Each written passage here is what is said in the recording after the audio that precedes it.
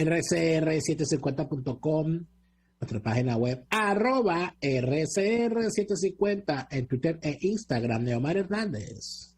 Daniel Lara, buenas tardes tengan todas las personas que amablemente nos conceden su atención, su sintonía, día a día, semana a semana, mes a mes, año a año, siglo a siglo y milenio a milenio, en esta su RCR. Muchísimas gracias. Este fin de semana, Daniel, se ha hecho la luz en la oficina del rector del CNE, Roberto Picón, y cuando le prendieron la vela, María, dijo Roberto Picón lo siguiente: no es factible el referendo revocatorio por varias cosas, y paso a leer. Se tendrían que procesar 5 electores por minuto, es decir, tendrían que estar con esto de las firmas, ¿no? Se tendrían que recabar una firma cada, si dice 5 electores por minuto, estamos hablando de una firma cada 15 segundos, ¿no? No, más rápido, casi cada 12 segundos una firma. Por 12 horas seguidas, en todas las máquinas del país, sin que haya margen de error, es decir, sin que se caiga el sistema, que es lo que siempre ocurre en Venezuela, tal. Número 2, sin tiempo para notificar a la ciudadanía los puntos de recolección, que se definirán entre el sábado y hoy, lunes 24 de enero. Están definiendo los puntos todavía y no así le van a lanzar la cosa a la gente. Número 3, el proceso se llevará a cabo sin auditoría del software que garantice la integridad y la inviolabilidad del proceso. Este punto es muy interesante porque fíjate tú que está confesando Roberto Picón que las máquinas y el software del CNE son fraudulentos, pero él trabaja en el CNE. Repito, el proceso se llevará a cabo sin auditoría del software que garantice la integridad del proceso. Es decir, él trabaja en un organismo que no se sabe cómo hace las elecciones. Bueno, sí se sabe, el Smartmatic lo dijo en el año 17 y él está allí. Número 4, me apuro, sin tiempo para nombrar, no tenemos tiempo para nombrar testigos en 1.200 puntos, hay que nombrar testigos, ok. Y número 5, muy importante, sin medidas de bioseguridad. De haber convocatoria, habría colas de 300 personas. Eso en el pleno pico del Omicron en Venezuela. Entonces, por todo esto y mucho más, ven a mi casa en Navidad. No, pero por estas cosas y muchas más, Roberto Picón dijo que salvó el voto sobre esto del referendo revocatorio en el CNE. Es decir, Daniel, en un día le mataron el pájaro en la mano a todos los que estaban soñando en el país, o con el país que no existe, pues con el país del revocatorio, con el país del CNE, donde Roberto Picón se convierte en una especie de Superman, del superrector, donde todas las inequidades electorales de este país se superan en 3 horas. Y bueno, donde Maduro iba a permitir, porque ya la semana había que ver lo que chorreó de tinta digital, sí, digital, porque en Venezuela hay medios escritos, ¿no? Pero de tinta digital de artículos, análisis, proyecciones, sobre aquella decisión del CNE de hace unos días de no pedirle el 1% de las firmas a los que estaban pidiendo el revocatorio y dejarles la convocatoria abierta para que pidieran el 20% de las firmas estas que se recogen en 1, 2, 3 días, no sé cuántos días son. Entonces todo el mundo ahí está. En el CNE se mueve una maniobra porque a Maduro lo van a sacar. A Maduro ya le están buscando la salida. Le están poniendo grande la puerta de salida a Maduro. Bueno, aquí está. Este es el país real. Y entonces frente a eso hoy, estos ociosos profesionales, como el señor Nick Merevans, lo estábamos escuchando en los titulares, bueno, fueron al CNE a pedirle que rectifique, que sea buenito el CNE, y les pongan un cronograma que sea más ajustado a derecho y a la racionalidad, pues de que los dejen recoger su firma. Diosdado Cabello, que es Diosdado Cabello y no puede ser otra cosa, amanece de mal humor y dice, ¿saben cómo es la cuestión? Si es que llegan a pasar a la fase de firmas, yo mismo voy a pedirle al CNE todas las firmas que están allí, porque Maduro quiere leer las firmas, quiere ver quiénes son esos que lo quieren revocar. Claro, porque Diosdado es lo que es. Pues Diosdado dice, nosotros vamos a hacer lo que venimos haciendo desde siempre, pues que es perseguir, que es amedrentar, que es hacer un país solo para los chavistas, eso. Entonces, eso para que tengamos un poco claridad dónde estamos parados, Daniel. Feliz fin de semana y disculpa lo abrupto y lo atropellado del resumen, ¿no? Pero es que esto es insólito. ¿Es insólito? Ah, que la gente crea. No vale, yo no creo, o mejor dicho, que no crea.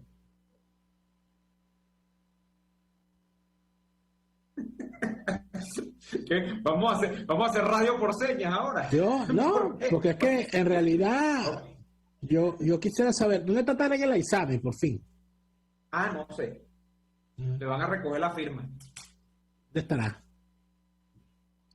Y ya la vicepresidenta Delcy Rodríguez superó el cuadro gripal que tenía, porque es una cosa muy extraña. En Venezuela hay innumerables casos de COVID, pero a los del régimen no les da COVID, les da una gripe fuerte que anda por ahí. Los agarra el sereno. Les da una virosis fuerte que anda por ahí o les da una tos alérgica. Sí. Entonces, Pero mira, te voy a decir algo, ahorita todo el mundo tiene COVID aquí en Caracas. Todo el mundo. Bueno, yo no sé, todo el mundo no, porque todo el mundo no cabe ahí, decía mi profesor. Pero en todo caso, yo creo que lo importante en este momento es que se revisen algunas cosas. ¿Por qué no va a haber referendo revocatorio? Bueno, porque ese no es el pacto. Ese no es el pacto. Ese no es la decisión. ¿Cómo se sabe cuál es la decisión? Ah, bueno, hay que escuchar lo que dicen los falsarios y prostibularios aceptados como voceros opositores. El antidiarreico Nick Mereva de 500 miligramos granulado, él no es un opositor que tenga la venia, o sea, él no representa a nadie. O sea, ese es un descastado y desrepresentado. Él es un desrepresentante. O sea, hay la figura de la desrepresentación política. Él no representaba a nadie en el chavismo, no representa a nadie en nada. ¿Cómo puede representar a alguien un tipo al cual su mamá se atrevió a ponerle Nick Mer? Bueno, me pusieron Neomar. No, pero me vas a perdonar. Yo conozco a muchos Neomares. Me vas a decir que mi nombre es bonito. Me vas a arrancar. No voy a decir que tu nombre ni es bonito ni es feo. Estoy diciendo que cuando tu señora madre te puso Neomar, no inventó ninguna locura. Simplemente usó un nombre que ya había escuchado. Ahora, Nickmer puede ser, mira, puede ser que el papá se llama Nicolás y la mamá se llama Mercedes, porque aquí en Venezuela es la tradición del nombre compuesto, ¿no? Está bueno, está bien. O sea, bueno, está muy bien. Puede ser también que la mamá en realidad le quería poner nickname. Ah, nickname, como nickname. Y lo que le salió fue Nickmer, porque así son. Pero en todo caso, ese pobre hombre con nombre de antidiarreico granulado de 500 miligramos, él no representa a nadie. El otro, que es Pérez Vivas, que es Mazamorro, ese tampoco representa a nadie. Y entonces ya habían agrupados una multitud de bacterias, de organismos unicelulares como Nelson Chiti Larroche, que si se trata de Larroche, él es un derroche, pero de derroche de babas, ese señor. Estaba este otro señor, este declarador de oficio. Todavía estamos intentando hacer una investigación para saber cuál es la utilidad que para la sociedad ha tenido los más de 50 años de vida de Oscar Arnal. O sea, creo que hace falta una investigación sociológica para determinar eso. Bueno, para llenar la foto. El tipo, si uno hace una revisión, yo creo que se van a divertir mucho los analistas de la imagen cuando les toque revisar los videos de momentos álgidos de la historia de Venezuela, porque siempre aparece en un video estampado como una mosca en la pared Oscar Arnal. Es impresionante. Nadie sabe en realidad qué es él, qué hace. Él siempre está pegado ahí en la pared en alguna cosa y siempre quiere declarar por algo. O sea, no sé si es que yo creo que es que a él, o sea, en su casa le tienen horario. Le dice, mire, usted está aquí a partir de las 9 de la noche. Usted cuando sean las 5 de la mañana, usted se va de aquí y regresa a las 9. Entonces el tipo sale, ¿no?, a las 5 de la mañana a declarar por ahí. Y a pedir que lo entreviste porque él tiene algo importante que decir. Entonces así estuvo ese sujeto, Oscar Arnal, aparece en el video del Carmonazo. Porque él estaba en Miraflores con el Carmonazo. Aparece cuando hablaban los militares del goteo militar. Aparece en el regreso de Chávez. Aparece en el revocatorio. Aparece en la regional. Aparece en todas partes. O sea, está en todos esos videos. Nelson Chiti Larroche, que es un cadáver insepulto, y uno de los grandes responsables, por cierto, esto nadie se lo cobra, porque Venezuela es el país de la impunidad. Nelson Chiti Larroche es uno de los personajes que desde el Congreso de la República se encargó de montar la olla, porque fue una olla que montaron toda una serie de delincuentes de la política como él, y como Paciano Padrón, y como Eduardo Fernández, de Decopey, para defenestrar a Carlos Andrés Pérez. Hoy se hacen los locos, hoy nadie fue. Pero cuando aquí se habla de la conjura contra Carlos Andrés Pérez, nunca se nombra a sus responsables. Y a esos responsables hay que nombrarlos. ¿Y quiénes son? Bueno, está Nelson Chiti Larroche, está Paciano Padrón, está Orlando Fernández Medina, está Cristóbal Fernández de Aló, está Gonzalo Pérez Hernández, está Henry Ramos Alup, está Pedro París Montesino, todos ellos. Está Carlos Tablante, la gente estaba ahí. Estaba la causa R dirigida por Andrés Velázquez, por Pablo Medina y por Aristóbulo Ituri. Hoy no, hoy son dignos. Porque ahora ellos parece que se desinfectaron. La causa R ahora es ecológica. Sí, parece que no sé. La causa R ahora es ecológica. No sé. Pero como es R, me imagino que será recológica. Qué sé yo. Ahorita nadie fue. O sea, aquí se habla de la condón horrible, la conjura contra Carlos Andrés Pérez, pero nadie dice quiénes fueron. Y no dice quiénes fueron porque ellos estaban ahí. Teodoro Pekov. Toda esa gente estaba ahí. Entonces, aquí, bueno, fundamentalmente los adecos. Es que se cumplen los 100 años del nacimiento de Carlos Andrés Pérez. Este es el año centenario de Carlos Andrés Pérez, pero aquí el único que conspiró contra Carlos Andrés Pérez fue Ramón Escobar Salón, Gonzalo Rodríguez Corro y Ular Pietri. Los adecos se hacen los locos. Y van a pasar todo este año, bueno, peleándose por el cadáver de Carlos Andrés Pérez para ver quién lo quería más. Falsarios, prostibularios, ridículos, muertos de hambre, faltos de todo, que ni pudor tienen ya. Cuando abandonaron a Carlos Andrés Pérez, lo abandonaron todas las veces que lo pudieron abandonar. Conspiraron contra él. Se viene la rata de Henry Ramos Alú, arma un bochinche, dígame cuando se puso a llorar. Tú no estabas ahí cuando llegó el cadáver de Carlos Andrés Pérez a Venezuela, que Henry Ramos se puso a llorar en la sede del... Yo fui el que eché el cuento, Daniel, porque fui testigo de ese No. Yo no me refiero a ese cuento del cual tú fuiste testigo de ese. Yo me refiero al momento en que llegó el cadáver de Carlos Andrés Pérez a la sede del Paraíso, donde fue velado hasta el momento que se le saca. Bueno, allí,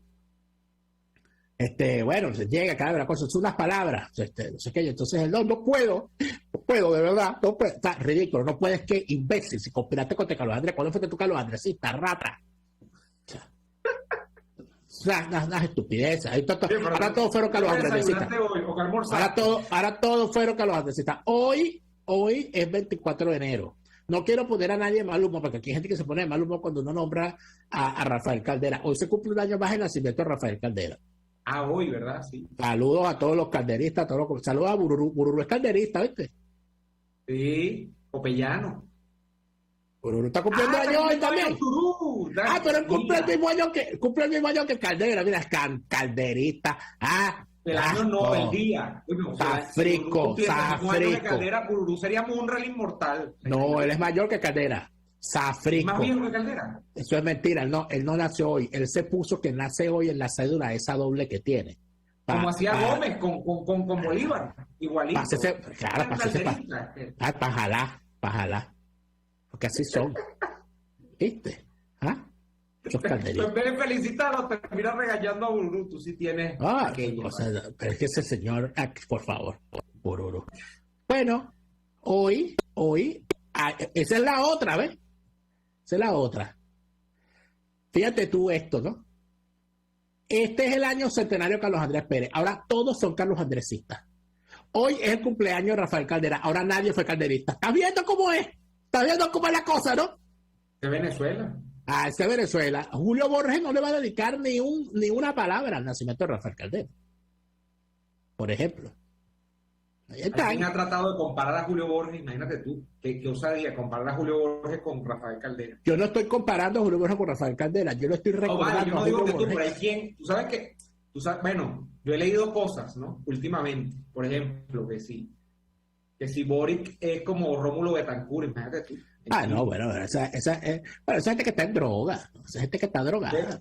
Yo he leído cosas como, por ejemplo, no, el talante que tiene Julio Borges, además. ¿Cuál talante? ¿Cuál talante, por favor? ¿Cómo es? Ese coraje civil. ¿Cuál coraje? ¿Será coraje el perro cobarde? Es como Caldera. ¿Será coraje el perro cobarde? ¿Será? ¿Te acuerdas de esa comiquita? Claro, y de Muriel. El perro era rosado el perro. Coraje, el perro cobarde. Coraje. Muriel y la dueña se llama Muriel. El viejo la llamaba Muriel. Bueno, así es. Coraje, el perro cobarde. Vámonos al corte y al regreso vamos a seguir hablando de toda esta partida de falsarios, protibularios, recogelatas de la política, indigentes de la vida, buenos para nada, malos para todos, que van a estar hoy negando que fueron calderistas, porque hoy los únicos que recuerdan a Caldera son sus hijos, que tienen todo el derecho a hacerlo. Pero es que yo no entiendo. Si una persona es calderista, ¿cuál es el problema? Que la diga. Que lo diga, el que diga a alguien y salga, que diga que es calderista. ¿Por qué lo niegan? Ahora nadie votó por Caldera. Fue presidente 2 veces y nadie votó por él. Y este es el año centenario de Carlos Andrés Pérez. Ahora todos aman a Carlos Andrés. Pero cuando había que tumbarlo, todos estaban a favor de que lo tumbaran. Falsario. Vamos al corte y ya venimos, chicos. Usted escucha Y Así Nos Va con Daniel Lara y Neomar Hernández. Solo por RCR 750 AM. Puedes seguirnos en nuestras redes sociales. En Twitter, @RCR750. La radio que se ve. Antojos de pizza, pasta o risotto durante la cuarentena. Lo resolvemos. En Il Sapore de la Nonna tienen delivery a varias zonas de Caracas. Así es, Il Sapore de la Nonna te lleva lo mejor de la comida italiana hasta la puerta de tu casa. Haz tu pedido por el 0212-634-0982 o por el 412-569-9404 y disfruta de todo su sabor. Il Sapore de la Nonna, en cuarentena sigue siendo el sabor de Italia en Caracas. Mis amigos, una empresa comprometida y responsable con su personal es una empresa segura, y Produzca es la compañía pionera en Venezuela que ofrece la mayor cantidad de equipos de comprobada calidad para garantizar la seguridad integral de toda la nómina industrial de cualquier empresa. El catálogo de Produzca es inmenso, todo tipo de guantes, cascos, accesorios y productos varios de protección para tu personal. Conoce más de Produzca en www.produzca.com. Produzca, seguridad en tu empresa de los pies a la cabeza. Les estamos presentando Y Así Nos Va, cuando se tiene algo que contar, con Lara y Hernández, solo por RCR 750 AM. Venezuela entera necesita Caldera, decía, aquí tengo, mira, tú un calendario de aquella época, la victoria del 83, esta es la candidatura de Caldera contra Lucinchi. Yo tengo la estampita de Caldera por ahí, para algo me servirá, me protege, no sé. De los bueno, prender una velita. No, porque, bueno, puede ser al ánima de Caldera, pero bueno, Venezuela entera necesita Caldera. Hoy, entonces, ¿cuántos años estaría cumpliendo Rafael Caldera? Desde el año 16 es él. Era mayor que Pérez. Pérez era del 21. Claro. 122. 108 años. No, 108 años estaría cumpliendo. 108 años. Bueno, pero en todo caso, fíjate tú, ¿no? Va a haber este año mucha gente intentando sacudirse el cuento de su participación en la demolición del intento de demolición de Carlos Andrés Pérez. ¿Sabes qué? Yo revisando precisamente mis archivos para algunos trabajos conmemorativos, por cierto, del centenario de Carlos Andrés Pérez, que pronto verán luz, gracias a Dios, a través de mi canal, para esto de contar la historia, ¿no? Conseguí una entrevista donde Carlos Andrés Pérez desde la Ahumada, cuenta algunas cosas. Fíjate tú lo avieso del asunto. ¿De qué acusaban a Carlos Andrés Pérez? ¿Tú te acuerdas? Vamos a ver si tú te acuerdas. ¿De qué acusaban a Carlos Andrés Pérez? De peculado de uso. No, peculado de uso no. No, de malversación de fondos era. Y de peculado genérico. Peculado de uso es cuando tú agarras un bien que es de la nación y lo utilizas en tu provecho. Es decir, cuando tú agarras el avión de la nación y agarras ese avión para irte de vacaciones. Eso es peculado de uso, porque ese avión no es para que tú te vayas de vacaciones. Correcto. Es peculado de uso. El peculado genérico es cuando tú te robas los reales. Ese es peculado genérico. ¿Entiendes? A él lo acusaron de peculado y lo acusaron de malversación genérica de fondos. ¿Qué es la malversación genérica? La malversación es cuando un dinero que está aprobado en el presupuesto para comprar lápices, usted, en vez de comprar lápices, usted agarra el dinero destinado para comprar lápices y compra hojas blancas. ¿Se robó usted el dinero? No se lo robó. Estoy aquí porque está haciendo ruido el croma aquí. ¿Se robó usted el dinero? No se lo robó. ¿Lo usó para fines que no estaban destinados? Sí, pero usted lo usó para fines del mismo presupuesto. Mira, no compré lápices, pero compré papel bond. Ah, no, eso es malversación, son delitos. Eso, en la gran mayoría de los países, ese delito, ya para el momento en que a Carlos Andrés Pérez lo acusan de eso, ya ese delito había sido sacado a la gran mayoría de las legislaciones del mundo. ¿Por qué? Porque en todo caso era un tema administrativo. Mira, cuando se hizo el presupuesto era necesario comprar lápices. Pero ya, en realidad, no hacen falta comprar los lápices, sino que vamos a comprar hojas. Y aquí está, y punto. Igual que tú tienes que hacer la licitación y todo aquello.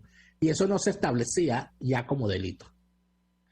Entonces está este cuento. Resulta ser que durante el gobierno de Carlos Andrés Pérez, entre toda la serie de reformas que había, se había, por petición de la gente, hecho una reforma de la ley de salvaguardia del patrimonio público.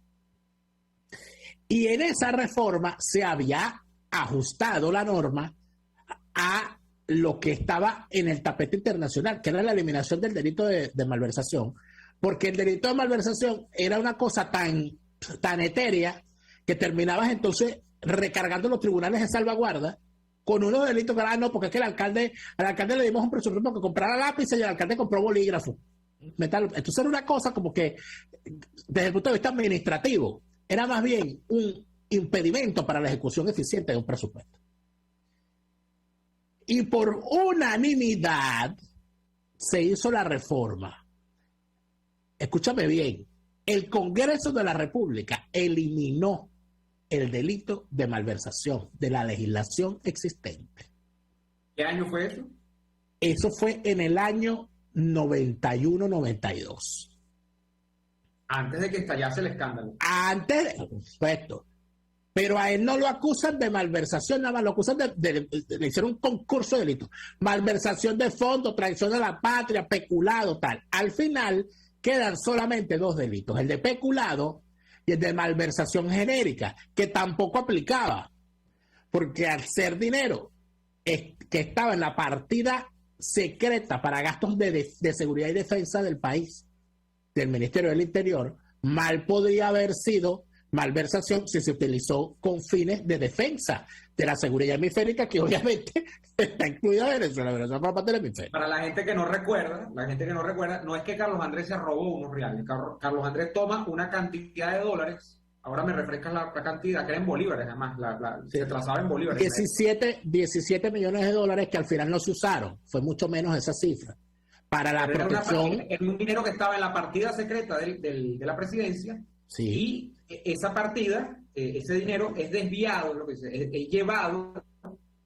enviado a Centroamérica, a Nicaragua, para proteger la seguridad de la entonces la que luego va a ser la presidenta de la transición fallida. No, ya era presidenta, Violeta Chamorro. Era presidenta electa. Claro, y lo que se estaba haciendo era protegerla para evitar que los sandinistas la mataran, para evitar que los sandinistas regresaran al poder y se convirtiera Daniel Ortega en lo que al final se convirtió, en un dictador allí de los tradicionales que hay en Centroamérica. ¿Qué pasó entonces? Que se realiza el juicio, y cuando se está realizando el juicio, el argumento del peculado se cae. Se cae. Porque para tú demostrar, condenar a alguien por peculado, tienes que demostrar que se robó el dinero. ¿Y dónde está el dinero? O sea, ¿dónde lo puso? Se lo robó. La cuenta receptora, exacto. La cuenta receptora. ¿Dónde está el dinero? Y hubo que tumbar el delito de malversación. Y ya el Congreso había aprobado y estaba el procedimiento normal de la nueva ley de salvaguardia del patrimonio público, y está el presidente Velázquez y estando el presidente Velázquez en el ejercicio del gobierno interino, como era una cosa de rutina, y además estaba de moda el tema de la corrupción y su combate y la lucha contra él tenía que darle el ejecútese.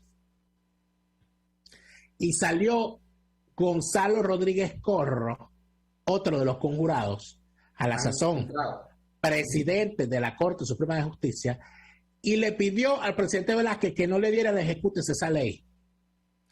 Porque si le daba el ejecútese esa ley, al eliminarse el delito de malversación, a Carlos Andrés no lo podían condenar.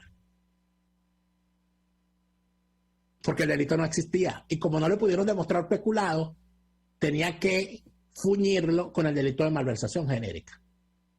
Y al final, a Carlos Andrés lo absuelven del delito de peculado y no lo absuelven del delito de malversación genérica, que era un delito que ya el Congreso había decidido borrar de la ley por la ridiculez que significaba su existencia. Pero fíjate tú que un magistrado de la República vaya y le pide al presidente de la República, no cambie la ley, porque si la cambia no puedo condenar al reo. ¿Tú sabes lo que es eso? O sea, esto fue una conjura completa.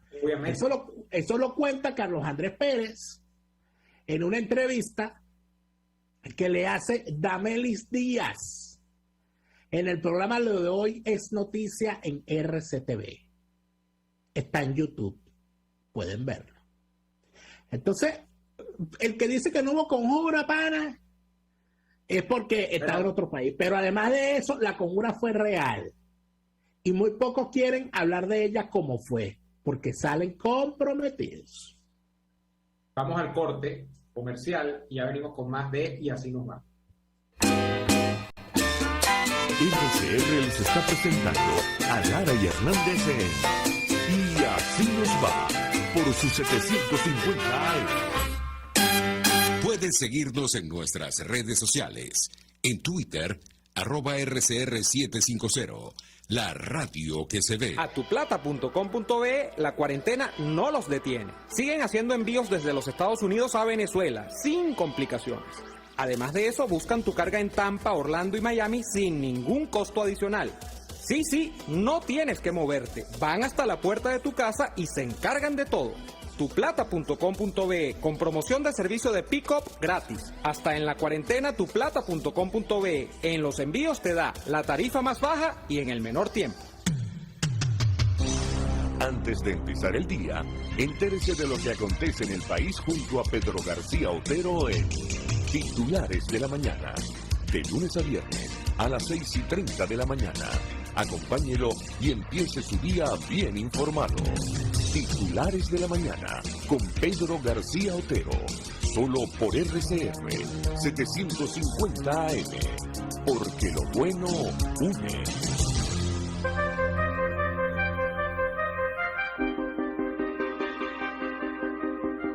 Con mucha frecuencia se habla de las elecciones presidenciales libres como una fórmula para sustituir a Maduro en el ejercicio del poder. Pues obviamente poco se habla también el de cómo hacerlo, sabiendo la naturaleza de la organización criminal a la que estamos enfrentando. que ésta, incluso encarnada por Maduro, ha aprendido a utilizar la fuerza de sus adversarios, como en el judo, para sostenerse en el poder, ejerciendo incluso el control social y ejerciendo el poder absoluto que lo mantiene en el mismo. El referéndum revocatorio es una alternativa para sustituirlo, pero vamos a profundizar en el tema en los próximos capítulos.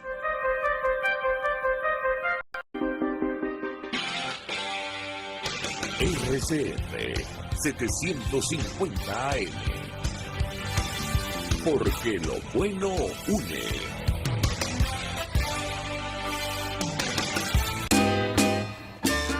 Estamos escuchando Y Así Nos Va con Lara y Hernández por RCR 750 AM. No habla de esto del enjuiciamiento a Pérez y lo que deviene después del proceso de defenestración de la segunda presidencia de CAP. Lo que obviamente salta a la vista, lo que obviamente está allí, es el hecho de que el asunto de Pérez no es una consecuencia del segundo gobierno de Pérez, no es que Nicaragua fuese algo prioritario para la gente en términos de que la corrupción, vea que tengo aquí el interministerial sonando, lo voy a colgar ya. Ajá. El caso es que el asunto de Nicaragua fue el pretexto, Daniel. El asunto de Nicaragua en ningún modo se aprecia cuando uno valora lo del juicio y tal, como algo que realmente importase para que Carlos Andrés Pérez fuese llevado al paredón. Realmente, Carlos Andrés Pérez es llevado al paredón, primero por su primer gobierno y segundo por todo lo que los otros gobiernos de la democracia habían hecho hasta el momento. Fundamentalmente, con Pérez no hay como demostrar hasta ese momento que Pérez se había enriquecido ilícitamente. O sea, eso lo hemos comentado en este programa muchísimas veces. Pérez personalmente muere sin bienes de fortuna. Realmente cuando está mayor, termina primero cuando lo comentamos nosotros, pues termina primero en Centroamérica, luego termina en los Estados Unidos, y salvo el apartamento en Nueva York y después el de Miami, bueno, no deja grandes fortunas. De hecho, yo he conocido a la familia del presidente Pérez y no hay bienes de fortuna. Pero lo que sí es verdad, Daniel, es que a la sazón de Pérez, en su entorno, se creó un gran grupo empresarial que estaba pleno de corruptelas, pleno de favoritismo. Y no es que los que adversasen ese grupo empresarial estuviesen limpios de polvo y paja. Es que deseaban ser ellos los que tuviesen el acceso a todos esos beneficios, el acceso a esa Venezuela del 430, el acceso a esa Venezuela de las concesiones del Estado. Cuando Pérez llega por segunda vez a la presidencia, allí lo que obviamente está manifiesto es el hecho: a Pérez hay que tumbarlo como sea. Si no es Nicaragua, bueno, consíguele algo en España. Si no es en España, consíguele algo en Colombia. Si no es en Colombia, y eso es lo que tú ves a lo largo de todo ese proceso. A lo largo de ese proceso, lo que tú terminas entendiendo es: Pérez fue el peón de sacrificio porque había que derribar al sistema, porque el sistema obviamente había creado unos entornos corruptos, porque el sistema había creado unas preferencias sobre unos grupos económicos sobre otros, y esos grupos no se le iban a calar más. Y bueno, y eso es lo que hace que Carlos Andrés Pérez termine rodando por las razones más absurdas de la historia, que es porque le dio unos reales a una presidenta amiga que de hecho estaban bien dados. En la historia más que nunca se ha justificado aquello frente a lo que era la amenaza comunista de los sandinistas que acababan de salir del poder y que bueno, luego han regresado eventualmente al mismo, ¿no? Pero es que el tema inclusive termina en lo que a mi modo de ver podría ser la sentencia del juicio, ¿no? Uh-huh. El mayor culpable de la defenestración de Carlos Andrés Pérez es el propio Carlos Andrés Pérez. O sea, por supuesto que uno no es muy fácil, ¿no? Para uno hacer un juicio después que ocurrieron los hechos tipo ¿cómo se llama? ¿Cómo dicen? Profeta del pasado. Eso es facilito, ¿no? Hacer predicciones, haciendo predicciones sabiendo, ¿no?, el final de la película. Pero ahí hay algunas explicaciones que dar, ¿no? ¿Cómo es posible que Carlos Andrés Pérez no se haya dado cuenta? O sea, eso ya allí hay un problema. Número uno. Número dos, ¿cómo es posible que haya ignorado las señales? Señales obvias. Número tres, ¿cómo es posible que se haya descuidado de tal manera? Hubo unas cosas allí gravísimas, ¿no? Que es el tema de la defensa, que todavía no se entiende. Eso todavía no se entiende. La defensa de Ochoa Antich. Eso no se entiende. Y todo aquel tema de que, bueno, de que eran andinos, de que él conocía a su papá, de que esa familia, de que cómo iban a estar ellos metidos en eso, de cómo él era un señor que iba a escuchar misa. Imagínate tú, Ochoa Antich iba a misa en la capilla de la Casona. A la mecate de los peores. Después iba para allá a la misa, a escuchar misa con Doña Blanca. Entonces, esa defensa frente a las evidencias, el no haber hecho la labor. Fíjate tú que hay un relato ahí interesante. Eso lo van a ver pronto. Una conversación que tuve reciente con Carlos Blanco. De que pueda adelantar algo. Que uno de los grandes problemas, pero un rolo de problemas que tuvo Carlos Andrés con Alfaro Cero, porque Alfaro se fue, porque Alfaro estaba en Miraflores, a de los de antes, yo un golpe de estado, me voy para Miraflores, que cuando termina la situación, Alfaro Cero y el CNDAD son de la opinión de que al ministro de la Defensa hay que sacarlo y al alto mando hay que sustituirlo completo. Alfaro estaba convencido de que Ochoa Antich estaba en una vaina. Y Carlos Andrés no les hizo caso. Y eso fue algo que Alfaro machucó y machucó y machucó. Y que fue causal de otra de las grandes divergencias que parece que al final fue insalvable. Entonces, bueno, ¿cómo es esto, no? Y al final, lamentablemente, los protagonistas se murieron sin contar la historia, o por lo menos sin contarla completa. Por supuesto, la vida señaló una serie de tragedias y de circunstancias. Alfaro se fue con todo eso a la tumba, ¿no? Los alfaristas, por supuesto, como pasa siempre en estos casos, ahora nadie fue alfarista. Ahora nadie. Y era toda acción democrática, Daniel. Prácticamente, salvo el perecismo, todo el mundo se plegó al Alfaro. Por cierto, antes que se me olvide, la semana pasada falleció César Gil. Imagínate, el buró dirigente sindical, jefe del Buró Sindical de Acción Democrática y dirigente sindical destacado. Él era carnicero, César Gil. Ese era su gremio, el gremio de los carniceros. Creo que era carnicero, sí. César Gil fue el que inventó la frase, ¿no? Siempre la saqué sabroso en el consenso. No fue el que la inventó, fue el que la dijo. Pero también a César Gil se le recuerda. A César Gil se le recuerda porque hay otro cuento de César Gil. César Gil fue el que salió corriendo cuando se hizo el CDE en la convención, las primarias que ganó Carlos Andrés a Lepage. Él salió con las actas en la mano y pegó una carrera.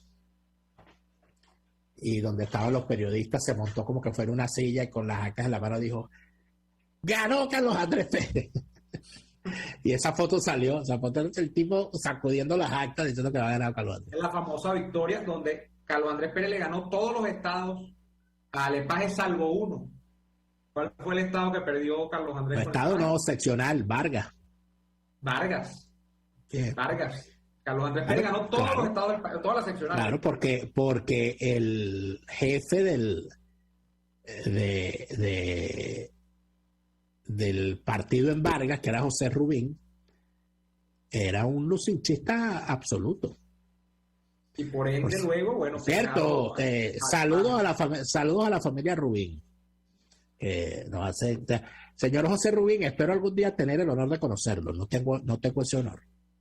Una persona a la cual le tengo el respeto que merece por las razones que lo merece. Crítica puedo tener, pero el señor merece respeto por lo que hizo como dirigente, como se la jugó para la creación del Estado Vargas. Eso es algo que debe reconocerse a José Rubín, más allá de todos los errores que pudo haber cometido. Tú sabes que, Daniel, cuando yo entré en Acción Democrática, yo siempre tuve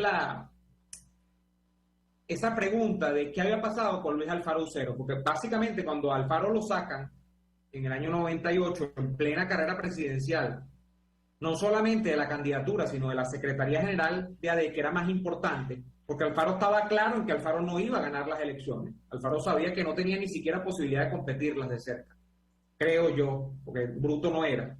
Alfaro lo que estaba era jugando, bueno, la prevalencia del aparato partidista de Acción Democrática. Hay tesis sobre eso, de hecho, que Alfaro dice que él se planteaba la idea, además de que si él entregaba la tarjeta a Salas Romer, bueno, ahí iba a comenzar la debacle de AD, porque AD se iba a quedar sin candidato presidencial propio, cosa que luego ocurrió. O sea, Alfaro no lo pudo evitar. AD luego, recuerden ustedes que AD después de que Chávez llega al poder, AD básicamente ha estado sin candidato presidencial todo el tiempo del chavismo propio, digo. O sea, AD no ha presentado nunca un candidato presidencial propio después que Chávez llegó al poder. No han podido. El caso Pero es que están preparando uno. Sí, por ahí vi. Pero mira, Alfaro pasa al ostracismo, siendo quizá el hombre más poderoso de Venezuela en la etapa previa a la llegada de Chávez. El hombre más poderoso del gobierno del doctor Rafael Caldera, número 2, es Luis Alfaro Ucero, porque Alfaro Ucero es el que hace que, entre otras cosas, el gobierno de Caldera no caiga, porque manejaba con pulso de hierro la fracción parlamentaria de Acción Democrática en el Congreso, le aprobaba las cosas que tenía que aprobarle al gobierno, no le embochinchaba al gobierno, como no quería embochinchar el gobierno Caldera, y le daba algún respaldo partidista del que obviamente Caldera siempre adoleció en un gobierno que era el último gobierno de la partidocracia venezolana sin partidos, porque recuerden ustedes que Caldera había roto con Copey, y no es que había roto, es que había quedado enemigo con Copey. Copey le hizo oposición a Caldera durante todo el gobierno, una oposición fuerte. En ese sentido, Acción Democrática se termina casi que convirtiendo en el partido de gobierno de la mitad del gobierno para adelante. ¿Y qué ocurre, Daniel? Que a mí siempre me generó una duda de cómo un hombre tan poderoso, porque tú lees la historia de los 90, desde el final de los 80 y de los 90, y Alfaro es un tipo temible, no en vano le ponen el mote del caudillo cuando el tipo se apodera del CEN y tal, primero como secretario de organización y después como secretario general. Tipo draconiano que votaba gente del partido, bueno, como cambiarse los calzoncillos, o sea, una cosa que manejaba mucho poder económico, tenía muchos financistas detrás, obviamente, con otra Acción Democrática en otro país. Además con esa cosa de que tenías tú una computadora en un país donde no había computadora, y con esa computadora él chequeaba el registro de los militantes y excluía, metía gente, o sea, esas cosas, hacía candidaturas de la nada. ¿Cómo un tipo así, que parece algo así como los secretarios generales que tenía el PRI de México en algún momento, una cosa poderosísima, se desvanece? Y de Alfaro no se sabe nada después del año 98. Alfaro, yo entiendo que se va a Monagas, bueno, tenía muchas propiedades, se hizo millonario además en el partido, se hizo millonario, hizo mucho real, pero él se va a Monagas, y luego ocurre ese fenómeno de los caídos en desgracia en Venezuela, Daniel, que es que nadie fue alfarista, como tú dices, y Henry Ramos Alú, que ascendió al final de su carrera por las gestiones de Alfaro, porque la verdad sea dicha, o sea, como muchos en AD ascendieron por las gestiones de Alfaro, lo niega. Y lo niegan muchos, o sea, gente en los estados sobre todo, porque Alfaro era un tipo realmente de aparato, o sea, era de esa Acción Democrática de buscar montar casas en los estados, de mantenerla aceitada la maquinaria, ese tipo de cosas, ¿no? Tan de la política de los partidos de masa de antes, ya eso no aplica, ¿no? Pero Alfaro era de esa gente, el tipo de aparato. El tipo termina siendo como Cristo, ¿no? Bueno, salvando las distancias, negado 3.500 veces. Negado. Y nadie habla de Alfaro Ucero. De hecho, no hay un libro, Daniel, dentro de tanta historia de la caída de la democracia que se ha hecho en este país. Me acabo de asomar a un tema de interés que te narre el surgimiento y caída de Luis Alfaro Ucero, que es el tipo fundamental de la partidocracia venezolana en los 90.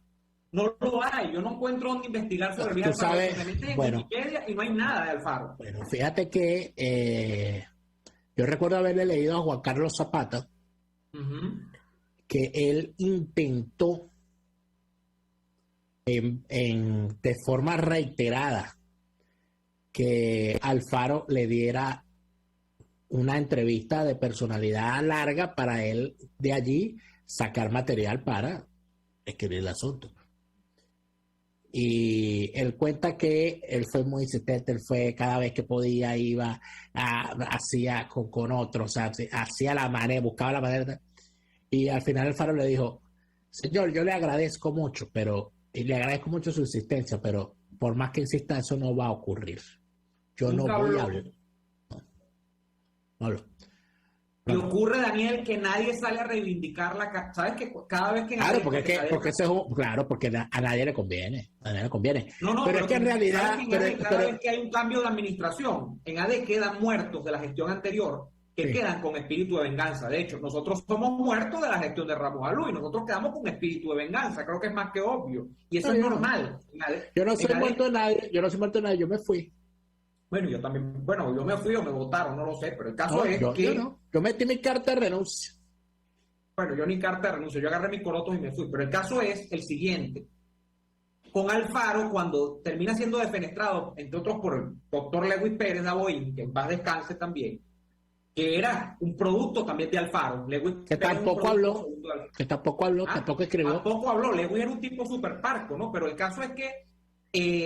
Nadie agarre y dice, voy a agarrar la lanza y me voy a ir en contra de, por ejemplo, cuando vino después Lewis, me voy a ir en contra de Lewis, me voy a ir en contra de Rafael Marín, por el grupo de Alfaro desapareció, o sea, el alfarismo desapareció, no hubo perecismo. Yo creo que nunca existió. Yo creo que nunca existió. ¿Cómo dominó tanto tiempo? Bueno, eso te revela a ti el inmenso vacío que había en el partido por esa pelea fratricida que hubo al final entre Jaime Lucinche y Carlos Andrés Pérez. Que era lo que realmente definía el partido. Y por allí sobrevivió, y cuando vinieron a ver, el tipo estaba ahí, pero al final, ¿quién era el heredero de Alfaro ahí? Lewis, yo no creo. Lewis. No creo. Nos vamos al corte. No hubo quien lo reivindicara. Vamos al corte y ya venimos.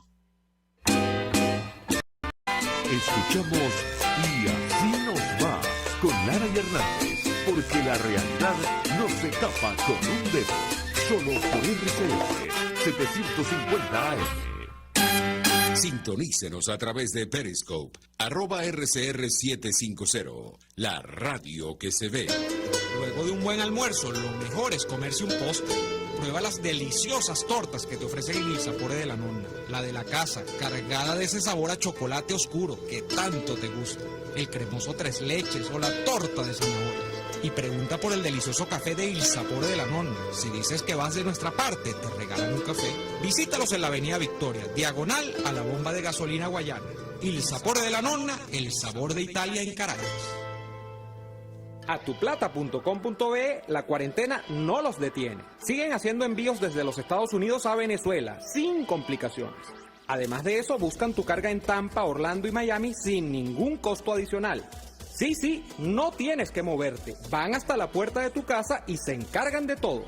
tuplata.com.be con promoción de servicio de pick-up gratis. Hasta en la cuarentena tuplata.com.be. En los envíos te da la tarifa más baja y en el menor tiempo.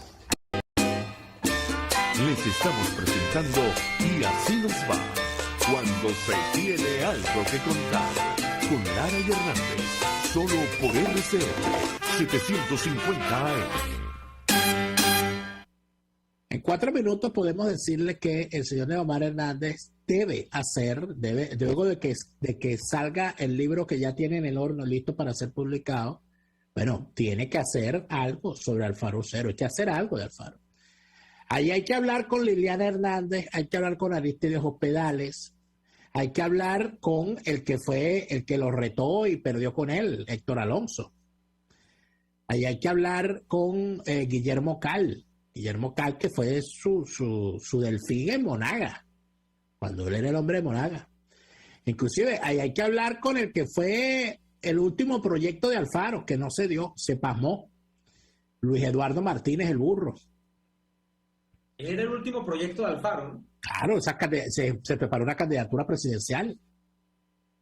Estamos hablando de un caballero que ahorita está en el ala de la D de Bernabé, fue candidato a gobernador de Aragua y es diputado no sé por qué estado. Y quiere ser candidato presidencial también. Que tiene billete, tiene plata. No, puedes hablar con él a ver qué cuento te echa. Aristides Hospedales. Hay que hablar con las víctimas. Tienes que hablar con Johan Peroso, que fue víctima del poder de Alfaro. Tienes que hablar con Humberto Cheli, otra víctima del poder de Alfaro. Humberto Cheli fue secretario general de Acción Democrática electo por una convención y se lo rasparon del cargo a través de un órgano subalterno. Es una cosa de ilegalidad completa, ¿no? En eso cayeron los partidos. Es subalterno a la convención. Sí, pero yo creo que no se lo raspó un CEN, sino un CDN. Pero es que el CDN no es la convención. No, la convención está por No, arriba. la convención era la máxima. Después venía el CDN, después venía el Comité Político Nacional, ¿no? Y después venía el CEN. Una cosa así era la cuestión. El Comité Político era lo que llamaban el cogollo. Y Alfaro acabó con eso. Ellos eliminaron la convención. Creo que hicieron la última, que fue la que se hizo en Caraballeda, donde destruyeron el Hotel Meliá Caribe a trancazo, ¿no? Esas son las victorias. Bueno, amigos, este fue el cumpleaños del doctor Rafael Caldera. Nosotros hablamos hoy del poder del voz partido y de cómo todo eso va a estar plasmado en la obra del doctor Neomar Hernández, que va a relatar todas esas cosas en el futuro, de cómo esos hombres, esos grandes hombres que estuvieron a la sombra, ¿no? Es un buen título para el libro, Alfaro en la sombra. Exacto. Que siempre fue el espectro de Alfaro, la sombra. Yo me acuerdo de un cuento que me echó un difunto, con esta nos vamos. Me dijo que llega Alfaro de gira al estado Sucre, como que fue uno de esos estados, de gira para revisar la estructura del partido. Entonces llega, entonces el secretario general preparó un sarao, una cosa ahí, ¿sabes? Para marear al tipo, una fiesta, ¿sabes? Porque una fiesta para el secretario general, todo aquello. Estaba reunido aquel gentío tal, y carne, y whisky, todo aquello, no sé qué, y va a tomar la palabra el secretario general, no sé qué, todo el mundo abrazando, no sé qué. Y se monta Alfaro en el podio con su famoso maletín, su famosa carpeta y sus lentes culo de botella. Está para atrás. Era así. Y dice: voy a llamar uno por uno. Y la gente, ¿a llamar a quién?